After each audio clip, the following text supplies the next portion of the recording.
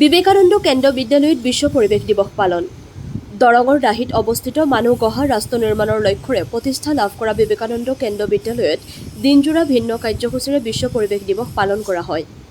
পৰিৱেশৰ লগত সংগতি ৰাখি গছপুলি ৰোপণ, ছবি অঁকা প্ৰতিযোগিতা, বেনাৰ প্ৰতিযোগিতা, বিজ্ঞানৰ আৰ্হি প্ৰদৰ্শন আৰু গছপুলি ৰোপণ অভিযানৰ আঁত ধৰে বিভাঞ্চি ডেকা আৰু কৌস্তভ মণি বৰাই। তত্ত্বাৱধায়ক হিচাপে উপস্থিত থাকে হৃদয় ৰঞ্জন গগৈ, গৌৰাংগ মেধি। সমল ব্যক্তি হিচাপে উপস্থিত থাকে খাৰুপেটীয়া মহাবিদ্যালয়ৰ অৱসৰপ্ৰাপ্ত অধ্যক্ষ ডক্টৰ বোধিন চন্দ্ৰ হাজৰিকা আৰু ৰাষ্ট্ৰীয় কৃতি শিক্ষকৰ বঁটা প্ৰাপক শশাংক হাজৰিকাই। অনুষ্ঠানৰ শুভাৰম্ভণিত গীত পৰিৱেশন কৰে ইভান চলিহা আৰু সংগীবৃন্দই। বিবেকানন্দ কেন্দ্ৰ বিদ্যালয়ত অনুষ্ঠিত প্ৰকৃতিৰ ওপৰত বিজ্ঞানৰ আৰ্হি প্ৰদৰ্শনত অভিভাৱক, স্থানীয় ৰাইজে ভূয়সী প্ৰশংসা কৰে।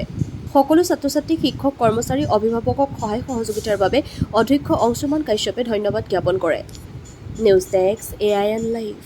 মংগলদৈৰ দ্বাৰা আয়োজিত অনুষ্ঠানত মই এগৰাকী অতিথি হিচাপে উপস্থিত হৈ নথৈ আনন্দিত হৈছোঁ। ছাত্ৰ ছাত্ৰীসকলৰ শৃংখলাবদ্ধতা আৰু তেখেতসকলে যিবিলাক প্ৰকল্প লৈ পৰিৱেশ সম্পৰ্কীয় প্ৰকল্প লৈ ইয়াত উপস্থাপন কৰিছে, এইখিনিও বৰ সুন্দৰ হৈছে।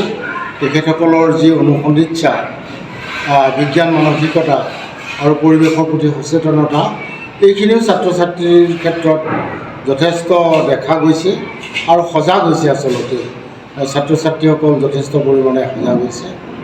বিশ্ব পৰিৱেশ দিৱসৰ এই বছৰৰ যিটো থিম লৈ এইবাৰ হৈছে যে প্ৰকৃতিৰ অনুপ্ৰেৰণাৰে জলবায়ুৰ বাবে আৰু ভৱিষ্যতৰ বাবে, এইখিনি যিখিনি কথা, এইখিনি তেখেতসকলে অনুধাৱন কৰিব পাৰিছে।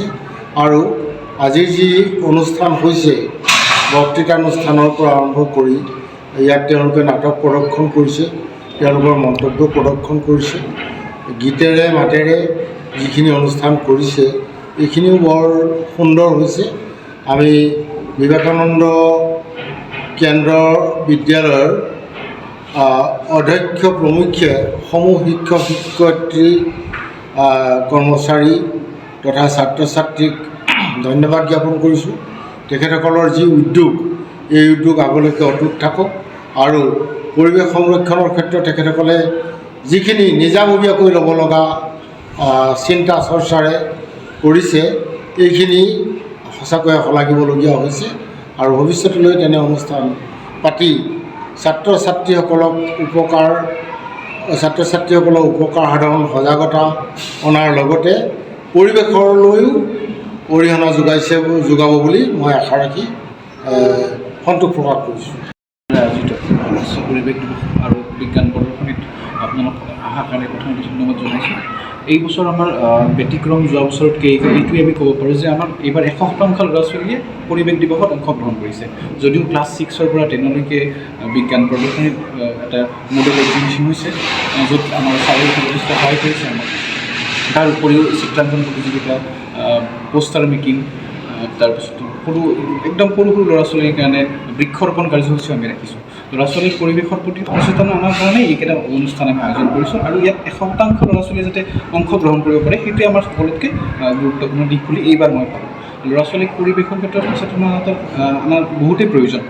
আজিকালি বিশ্বায়নৰ সময়ত গোলকীয় উষ্ণতা বৃদ্ধিৰ কথা আপুনি আগতে কৈছে, তো এইবিলাক ক্ষেত্ৰত ল'ৰা ছোৱালীক সজাগ কৰি ৰখাৰ মই ভাবোঁ অত্যন্ত প্ৰয়োজন। আৰু এইবিলাকৰ মাধ্যমেৰে মই ভাবোঁ ল'ৰা ছোৱালী সজাগ হ'ব। যেনেকৈ আমাৰ ইয়াত ক্লাছ 5ৰ ল'ৰা ছোৱালী নাটক কৰিছে, তাৰ দ্বাৰাও ল'ৰা ছোৱালী যথেষ্টখিনি উপকৃত হ'ব বুলি মই ভাবোঁ পৰিৱেশ সম্পৰ্কে। Thank you. প্ৰথমতে বিজ্ঞান প্ৰদৰ্শনী ক্লাছ 6ৰ পৰা 10লৈকে বিজ্ঞান প্ৰদৰ্শনী আয়োজন কৰিছিলোঁ।